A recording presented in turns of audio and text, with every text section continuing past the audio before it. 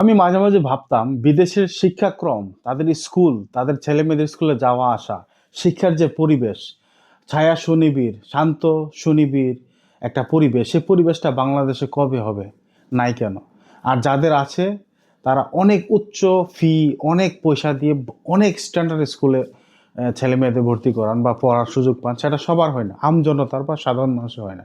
কিন্তু আমজনতা বা সাধারণ মানুষদের পড়ার জন্য বিদেশের স্টাইলে, বিদেশিদের মতো করে একটা স্কুল যদি বাংলাদেশে থাকতো। আজকে দেখলাম কোনো এক অ্যাপসে বা টিভি চ্যানেলে বা নিউজ চ্যানেলে উঠে এসেছে একটা স্কুলের নাম। আমি বলছি সেটা কোথায়, অনেক হয়তো দেখেও ইতিমধ্যে দেখে ফেলেছেন বা শুনেছেন স্কুলটার নাম। যারা শোনেনি তাদের জন্য, সেটা হচ্ছে পাবনা। পাবনার চাটমোহরে বড়াল বিদ্যানিকেতন। হ্যাঁ, বড়াল